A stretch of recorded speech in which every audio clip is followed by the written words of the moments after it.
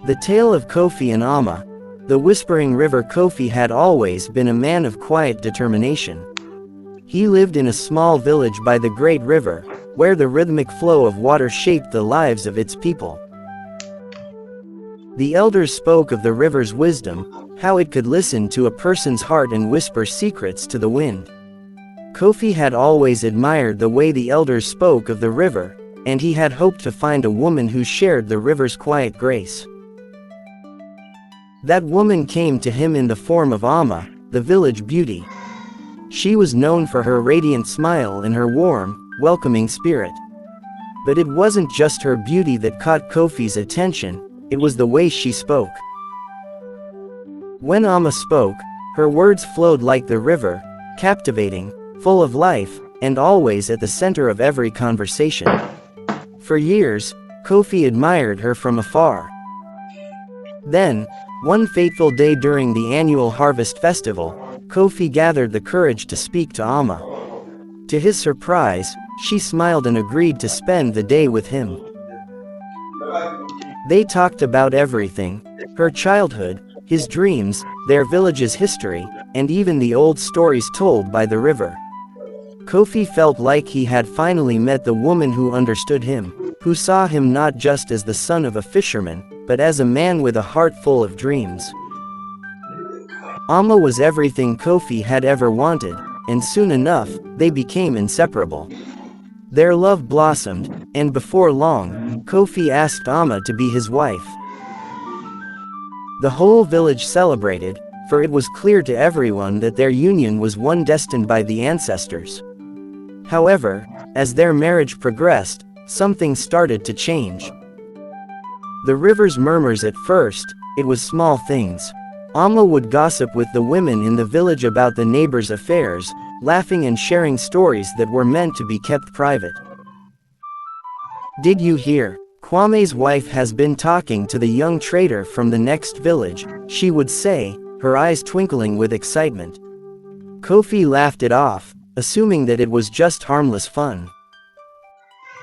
But then, the stories began to involve Kofi's own family and friends. He overheard Amma telling his best friend, Akasua, all about a conversation Kofi had in confidence about his struggles at work. "Kofi is so stressed, but he doesn't want anyone to know," Amma had whispered. It was as though no secret was safe from Amma's lips.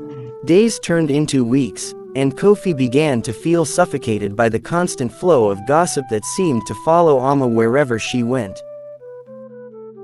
She shared details of their personal life with the villagers, talking about Kofi's worries, their finances, even their arguments.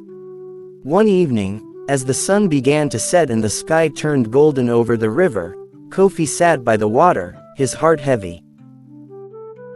The river, which had once been a source of peace, now seemed to whisper back to him, as though it knew of his struggles. It told him that sometimes, even the most beautiful things could be spoiled by a careless tongue. The breaking point, the final straw, came when Amma, without thinking, revealed a deeply painful secret of Kofi's past to the village elders during a community meeting.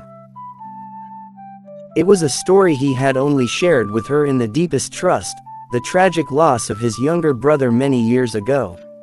Amma, in her excitement to talk, had casually mentioned it in a conversation about how resilient Kofi was.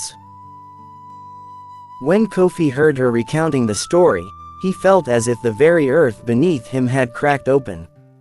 He felt betrayed, not by the villagers, but by the woman he had trusted with his heart.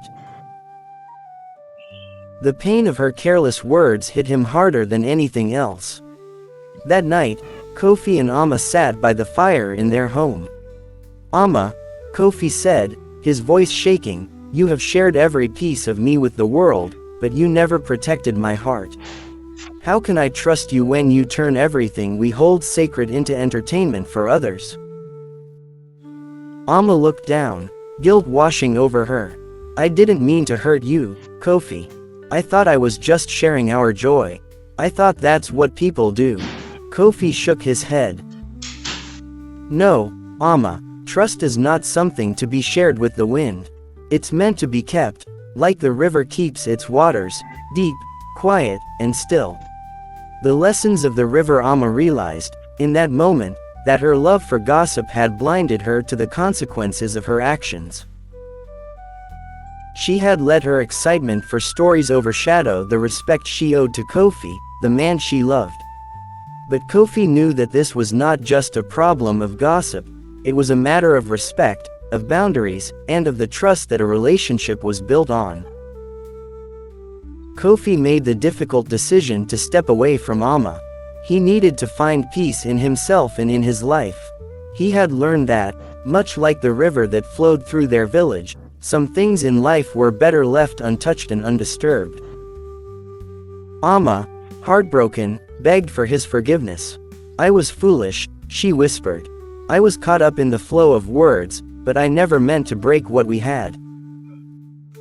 But Kofi, wise beyond his years, knew that while words could heal, they could also wound deeper than any blade. He had learned that trust, once broken, was harder to restore than the flow of any river. Moral of the story: in life, there are many things we hold dear: our hearts, our stories, our secrets. And while we may share these with those we love, we must remember that some things are sacred.